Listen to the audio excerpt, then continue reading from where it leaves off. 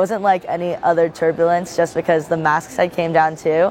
So that's when I knew like, oh gosh, this is something way different. And yeah, I started freaking out. Am Freitagabend musste eine Boeing 737 MAX 9 von Alaska Airlines kurz nach dem Start vom Portland International Airport in Oregon umkehren und dort wieder notlanden. Im hinteren Bereich der Kabine hatte sich ein Teil des Rumpfes gelöst. In rund 4.800 Metern Höhe klaffte plötzlich ein Loch in der Außenhülle der Maschine. Gegenüber der Nachrichtenagentur Reuters schildert Passagierin Emma Vu die bangen Minuten. I didn't even know we took off, honestly. And then, yeah, I'm sleeping and I just feel the plane drop. And it wasn't like any other turbulence just because the masks had came down too. So that's when I knew like, oh gosh, this is something way different. And yeah, I started freaking out. Vu schildert auch die Momente nach der Landung in Portland. I was like, oh my gosh, like that is like literally like entire door or panel of the plane that flew out. And like when I initially had gotten off the plane, everyone was saying, oh, window shattered. And I genuinely thought it was just like a little crack. Like something like that could make the whole plane, but that makes total sense now that like the whole door flew off.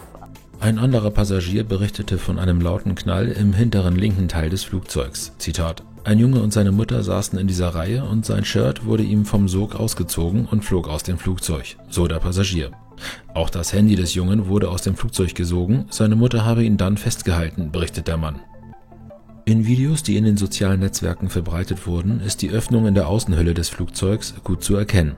Wäre Flug ASA 1282 bereits in Reisehöhe gewesen, hätte der Vorfall weitaus schlimmer enden können, erklärt der britische Luftfahrtexperte John Strickland. Had the aircraft been at higher altitude, at cruising altitude, for example, maybe more passengers would have unbuckled their belt, could even have been moving about the cabin, and then certainly there would have been a risk of loss of life with passengers potentially able to be sucked out of the aircraft.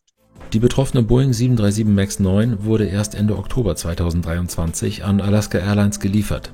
Luftfahrtexperte John Strickland dazu: It's far too early to tell why this piece of fuselage structure became detached.